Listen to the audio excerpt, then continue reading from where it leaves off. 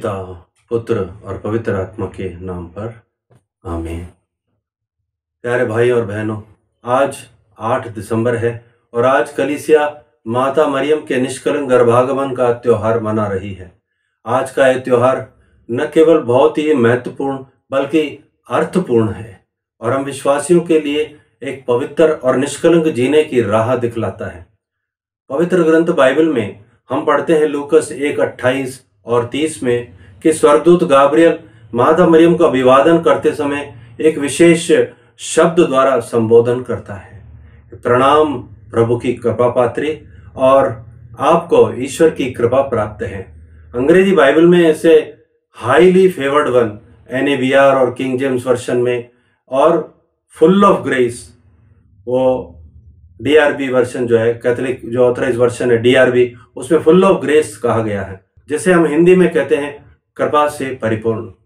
Catholic धर्म शिक्षा की आधिकारिक शिक्षा कैटेकिज्म ऑफ द कैथोलिक चर्च में कृपा का एक दोहरा अर्थ बदलाया जाता है और 1996 में वहां पर ऐसा लिखा है कि हमारी जो पाप मुक्ति है यानी हमारा जस्टिफिकेशन है वो ईश्वर की कृपा से आता है, और कृपा एक अनुग्रह है जो मुफ्त और नाहक सहायता है, यानी कि अनडिजर्व्ड फेवर, यानी जिसके हम लायक नहीं है वो चीज हमको इसमें प्राप्त होती है। और दूसरा जो 1997 में लिखा है कि कृपा ईश्वरीय जीवन में सहभागिता है और वह हमें त्रित्व के जीवन में की समीपता से परिचित कराती है, यानी कि ईश्वर की कृपा हमें त्रित्व के जो जीवन है पिता पुत्र पवित्र आत्मा के, उस जीवन में हमें सहभागी बना देती है। वह हमें त्रित्व के जीवन की समीपता से परिचित कराती है और इसी कृपा के लिए हम बुलाए गए हैं, जैसा कि संत पौलुस इफिसियों 1:4 में लिखते हैं, उसने संसार की सृष्टि से पहले मसीह में हमको चुना जिससे हम मसीह के साथ संयुक्त होकर उसकी दृष्टि में पवित्र तथा निष्कलंक बने। संत योहन भी पाप से बचने के लिए जीवन की सार्थकता पर जोर देते हुए कहते हैं कि जो ईश्वर की संतान है वह पाप नहीं करता, क्योंकि ईश्वर का जीवन तत्व उसमें क्रियाशील है।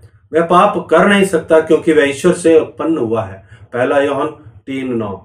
और यही कृपा देने के लिए प्यारे भाई और बहनों प्रभु यीशु संसार में आए, जैसा कि संत यूहन्ना सुसमाचार में लिखते हैं, उनकी परिपूर्णता से हम सबों को अनुग्रह पर अनुग्रह मिला है। संहिता तो मूसा द्वारा दी गई है किंतु अनुग्रह और सत्य ईसा मसीह द्वारा मिला है। यूहन्ना 1:16 और 17। ताकि इस कृपा के द्वारा हम पवित्र तथा निष्कलंक बने और इसी कृपा के द्वारा प्रभु अपनी कलीसिया रूपी देह को पोषित करते हैं, जैसा कि इफिसियों 5:27 और 29-30 में लिखा है कि वो हमारे बीच में एक ऐसी कलीसिया उपस्थित करना चाहते हैं जो महिमामय हो, जिसमें न दाग हो, न झुर्री और न कोई दूसरा दोष, जो पवित्र और निष्कलंक हो। पति अपनी पत्नी को इस तरह प्यार करे मानो वह उसका अपना शरीर हो, और कोई अपने शरीर से बैर नहीं करता, उल्टे वह उसका पालन पोषण करता और उसकी देख रेख करता है। मसीह कलीसिया के साथ ऐसा करते हैं क्योंकि हम उनके शरीर के अंग हैं। अब प्रश्न यह उठता है कि जो कृपा प्रभु यीशु के द्वारा आई तो वह उनके जन्म से पहले ही एक साधारण लड़की मरियम को कैसे प्राप्त हुई। इसके बारे में धर्म शिक्षा कैटेकिज्म ऑफ द कैथोलिक चर्च 492-495 में बड़ा विस्तार से इसको समझाया गया है कि यह कृपा उन्हें यानी कि मां मरियम को यीशु के द्वारा प्राप्त हुई और अग्रिम रूप में एंटिसिपेशन में उसको प्राप्त हुई, जो पिता का एक विशेष अनुग्रह था। और इसके बारे में CCC 490 में लिखा है कि इससे पहले कि मरियम अपने बुलाहट की घोषणा के समय उसके विश्वास के साथ अपनी मुक्त सहमति दे सके, यह आवश्यक था कि वह पूर्ण रूप से ईश्वर की कृपा से जन्मे। और 491 में लिखा है, ईश्वर की कृपा से परिपूर्ण मरियम अपने गर्भागमन के समय से ही पाप मुक्त की गई थी। यही निष्कलंक गर्भागमन का सिद्धांत स्वीकार करता है जिसे सन 1854 में संत पापा पियूस 9वें ने घोषित किया था। अति धन्य कुंवारी मरियम अपने गर्भ के प्रथम पल से ही सर्वशक्तिमान ईश्वर के एक ही कृपा और विशेषाधिकार से मानव जाति के मुक्तिदाता यीशु मसीह के सद्गुणों के प्रभाव से मूल पाप के दोष से मुक्त थी। और 492 में लिखा है, एक पूरी तरह से अद्वितीय पवित्रता का वैभव जिसके द्वारा मरियम अपने गर्भागमन के पहले पल से ही समृद्ध हैं, पूरी तरह से मसीह से आती है और उसे अपने पुत्र के गुणों के कारण अधिक श्रेष्ठ तरीके से पाप मुक्त की गई है। पिता ने मरियम को किसी भी अन्य सृजित व्यक्ति से अधिक आशीर्वाद दिया और मसीह में स्वर्ग के हर प्रकार के आध्यात्मिक वरदान प्रदान किए हैं और उसे संसार की सृष्टि से पहले मसीह में उसे चुना, जिससे प्यार में मसीह से संयुक्त होकर उसकी दृष्टि में पवित्र और निष्कलंक बने। 493 में लिखा है, पूर्वी परंपरा के पुरोहित ईश्वर की माता को पूर्ण पवित्र अर्थात पनागिया से बुलाते हैं और उसे किसी भी प्रकार के पाप के दोष से मुक्त के रूप में मानते हैं। जैसा वे पवित्र आत्मा ने उसे आकार दिया और एक नए प्राणी के रूप में उसको बनाया। ईश्वर की कृपा से मरियम जीवन पर्यंत हर प्रकार के व्यक्तिगत पाप से मुक्त रही। हेवा की अवज्ञा की गांठ को मरियम की आज्ञाकारिता ने खोला है। जो कुंवारी हेवा ने अपने अविश्वास से बांधा था, मरियम ने उसे अपने विश्वास से खोला है।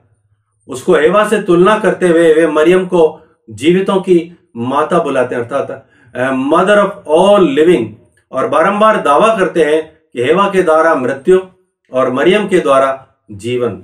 इसी विश्वास के कारण आज मरियम समस्त मसीहों के लिए एक विशेष स्थान रखती है और उसे धन्य कहती है, क्योंकि स्वयं मरियम ने पवित्र आत्मा से परिपूर्ण होकर भविष्यवाणी की थी कि अब से सब पीढ़ियां मुझे धन्य कहेंगी। लूकस 1:48। इसी विश्वास को हम सब विश्वासियों के जीवन का आधार मानते हुए कलीसिया ने इस निष्कलंक गर्भागमन की आधिकारिक घोषणा 1854 में एक धर्म सिद्धांत के रूप में अर्थात एक डॉगमा के रूप में पोप पियूस 9 के द्वारा भी की और इसे एक पर्व के रूप में प्रतिवर्ष कलीसिया मनाती है, ताकि हम विश्वासी कृपा के महत्व को समझें और प्रत्येक संस्कारों से कृपा प्राप्त करें, विशेषकर यूखरिस्तीय संस्कार अर्थात परम प्रसाद अथवा होली कम्युनियन या पवित्र भोज को हम जिसको बोलते हैं, उसके द्वारा जो ईश्वरीय जीवन का स्रोत और शिखर है। Eucharist is the source and summit of Christian life, क्योंकि कलीसिया द्वारा संस्थापित प्रत्येक संस्कार स्वयं यीशु के द्वारा संस्थापित हैं और संस्कारों में दृश्य रूप से अदृश्य कृपा हमें प्राप्त होती है। इस पावन पर्व के उपलक्ष्य में पिता ईश्वर हम सभी को मां मरियम के समान कृपा से परिपूर्ण होने और यीशु द्वारा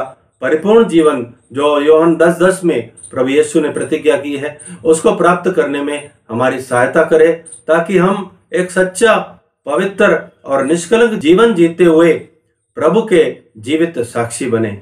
आमीन। आज के इस पावन वर्ष पर आप सभी को बहुत बहुत शुभकामनाएं और बधाइयां। सबों को जय यीशु।